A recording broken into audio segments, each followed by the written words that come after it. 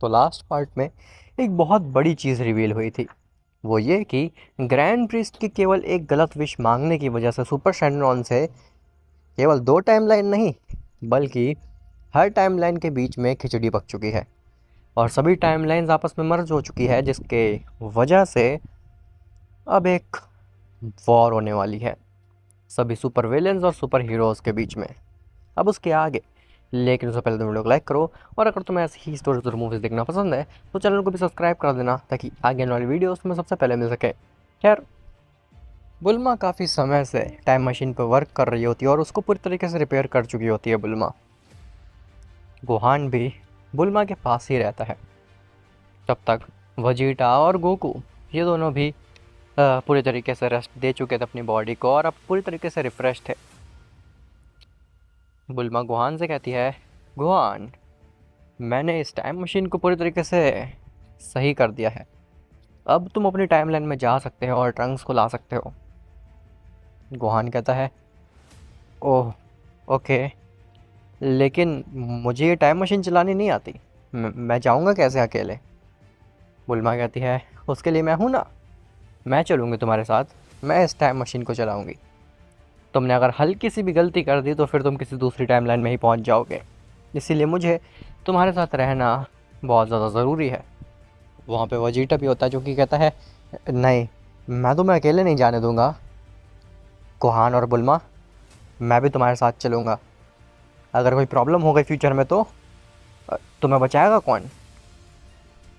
बुल्मा कहती है, chill Vegeta, तुम्हें मेरी फ़िक्र करने की कोई भी ज़रूरत नहीं है, हमें कुछ भी नहीं होने वाला। और वैसे भी गोहान है ना, गोहान को मैं ले जा रही हूँ, ये मुझे बचाएगा। वजीटा कहता है, ये सब बकवास मेरे सामने मत करो। हालांकि गोहान स्ट्रांग है लेकिन मेरे जितना नहीं, मेरा होना बहुत ही ज़्यादा ज़रूरी है। मैं रहूँगा तो फिर किसी भी बीइंग से लड़ सकता हूँ। गोहान कहता है, क्या आप मुझे बेइज्जत कर रहे हैं वजीटा? वजीटा कहता है, नहीं, मेरा इंटेंशन तुम्हें बेइज्जत करना नहीं है, बस मैं ये कह रहा हूँ कि अगर कोई बड़ी प्रॉब्लम आ गई तो तुम अकेले नहीं संभाल पाओगे उस चीज़ को, इसीलिए मेरा चलना ज़रूरी है तुम्हारे साथ। बुल्मा कहती है, लेकिन इस टाइम मशीन में केवल 2 की ही जगह है, केवल 2 ही लोग जा सकते हैं इस टाइम मशीन से। वजीटा कहता है, कोई नहीं, मैं एडजस्ट कर लूँगा। ऐसा बोल करके वजीटा सबसे पहले ही टाइम मशीन में बैठ जाता है। बुल्मा कहती है, हाँ, मुझे इस टाइम मशीन को थोड़ा और बड़ा करना चाहिए था, मुझे पता होना चाहिए था कि ये वजीटा पीछे पीछे आएगा मेरे। जिसके बाद बुल्मा और गोहान भी एडजस्ट हो जाते हैं उसी टाइम मशीन में और निकल जाते हैं फ्यूचर के लिए।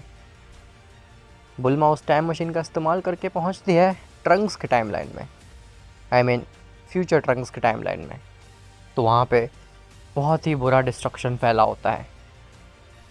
गोहान, वजीटा और बुल्मा तीनों ही उस टाइम मशीन से बाहर निकलते हैं। तो बुल्मा कहती है, ओह, इतनी बुरी हालत तुम्हारी टाइमलाइन की, क्या ये सब एंड्रॉइड्स ने किया था? गोहान कहता है, हाँ, वो एंड्रॉइड्स बहुत ही ख़तरनाक थे, उनके अंदर इतना पोटेंशियल था कि वो तुम्हारी टाइमलाइन को भी ऐसे ही बना सकते थे, बट किसी तरीके से बच गए। तुमने जो इन्वेंशन किया था, वो जो ब्लेड थी, उसकी मदद से बच गए तुम्हारी टाइमलाइन। तभी उन्हें ज़ोरों से चीखने की आवाज़ आती है।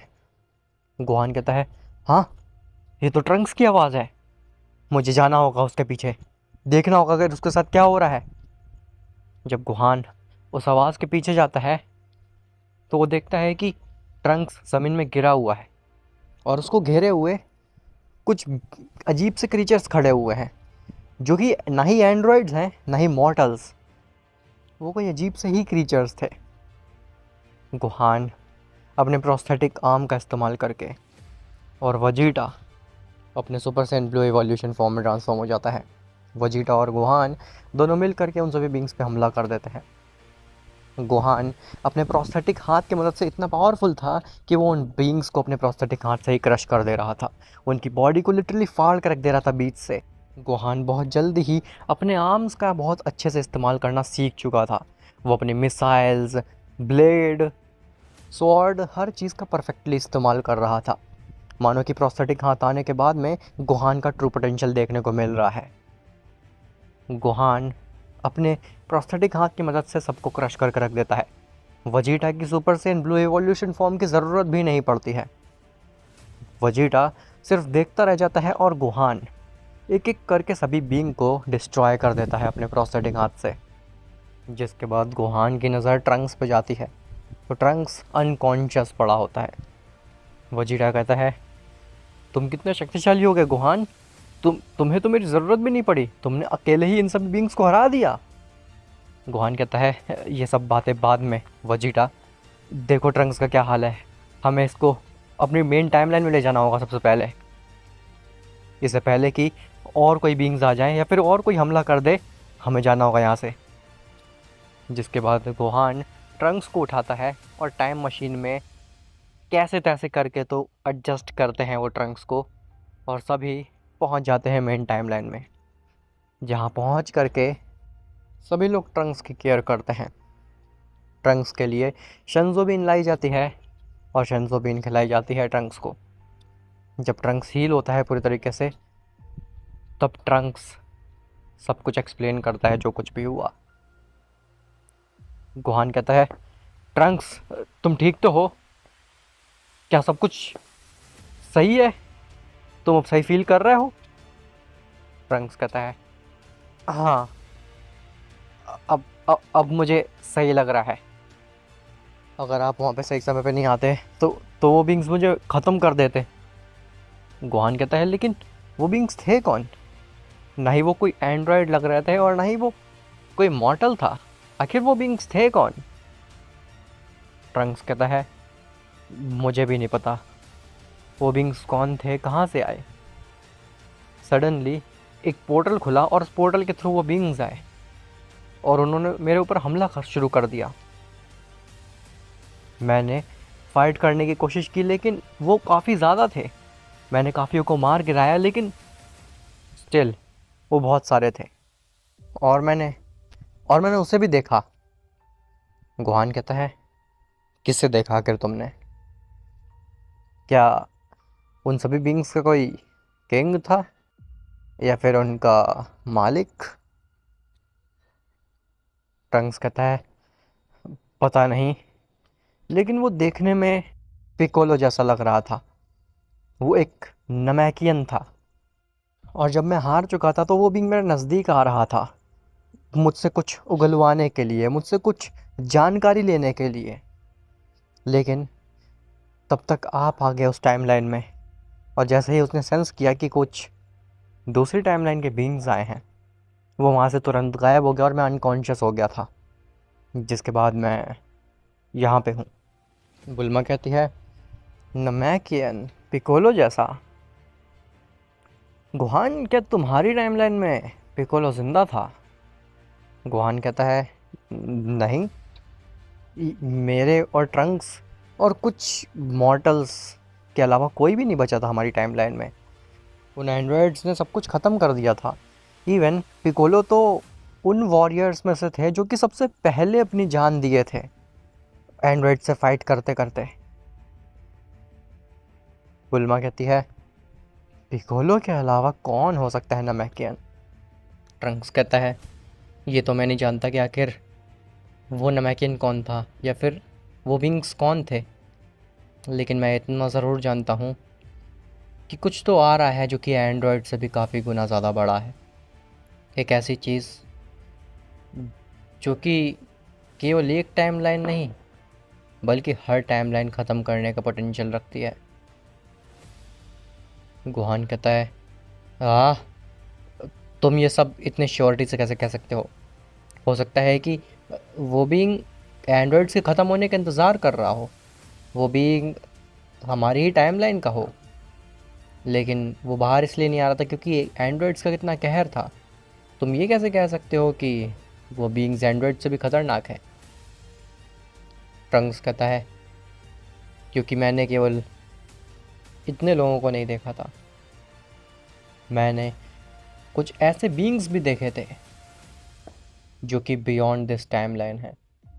इस टाइमलाइन के परे, और वो इतने पावरफुल थे कि वो पूरी मेरी टाइमलाइन को अपनी एक चुटकी में ख़त्म कर सकते थे। ज़ेनो जैसे ओमनीपोटेंट्स को बंदी बना सकते थे। और मुझे लगता है कि हमें ये बात जल्द से जल्द सबको बतानी होगी।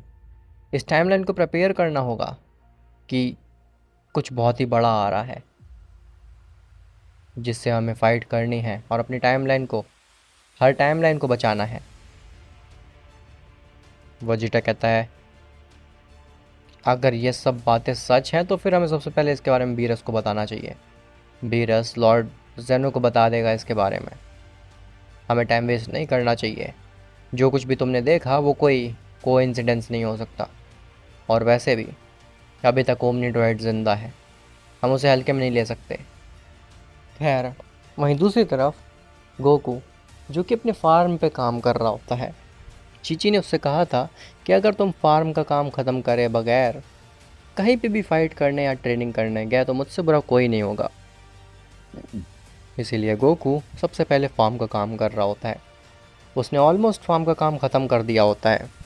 तभी अचानक से गोकू के फार्म पे एक मीटियोर आकर के गिरता है, जो कि काफ़ी छोटा सा होता है, लेकिन वो इतना इम्पैक्टफुल था, इतना पावरफुल था कि वो पूरे गोकू के फार्म को डिस्ट्रॉय करके रख देता है। गोकू ने जितनी भी चीज़ें उगाने को रखी होती हैं वो सारी चीज़ें बर्बाद हो जाती हैं उस फार्म पे। गोकू कहता है ये क्या, मैंने इतनी मेहनत की थी इस फार्म पे और ये ख़राब हो गया। मैंने तो इस चीज़ को आते हुए भी नहीं देखा, मेरी इंस्टिंक्ट काम ही नहीं की। चीची मुझे काफ़ी गुस्सा आएगी। उसे लगेगा कि ये सब मैंने ख़राब किया अपनी ट्रेनिंग की वजह से, लेकिन उसे कैसे समझाऊं कि यहाँ पे एक मीटियोर आके गिरा है। जब गोकू उस मीटियोर के नज़दीक जाता है तो देखता है कि वो कोई मीटियोर नहीं था, बल्कि वो तो एक की ब्लास्ट था। गोकू कहता है हाँ, ये तो कोई मीटियोर नहीं लग रहा, ये तो ऐसा लग रहा है किसी ने की ब्लास्ट मारा है। तभी उसे एक हंसी की आवाज़ आती है। जैसे ही गोकू ऊपर देखता है तो ऊपर गोकू ब्लैक होता है उसके सर के ऊपर। गोकू हैरान रह जाता है कि आखिर ये गोकू ब्लैक वापस कैसे आ गया। गोकू कहता है "तु- तुम तो गोकू ब्लैक हो ना, तुम वापस कैसे आ गए? लॉर्ड जेनो ने तुम्हें ख़त्म कर दिया था पूरी तरीके से, तो तुम वापस कैसे आए यहाँ पे?" गोकू ब्लैक कहता है मैं इतनी आसानी से ख़त्म हो जाऊँगा तुमने ये सोच भी कैसे लिया? वो जेनो का बच्चा मुझे इरेज कर देगा और मैं हो जाऊँगा। खैर, अब मैं वापस आ चुका हूँ और मैं हर उस बीइंग से अपना बदला लूँगा जिन्होंने मेरे काम में टांग अड़ाई थी। और शुरुआत होती है तुमसे गोकू। गोकू कहता है ओके, तुम्हें लगता है कि तुम मुझे हरा सकते हो, लेकिन अब तो मैं और भी ज़्यादा शक्तिशाली हो चुका हूँ। अब तो मुझे लॉर्ड जेनो की भी ज़रूरत नहीं है तुम्हें हराने के लिए। ऐसा बोल करके गोकू डायरेक्टली अल्ट्रा इंस्टिंक्ट में ट्रांसफॉर्म हो जाता है और कहता है मिलो मिलो मेरी अल्ट्रा इंस्टिंक्ट से, ये एक एंजेलिक पावर है, तुम जानते ही होगे क्योंकि तुम तो एक सुप्रीम काय हो ना।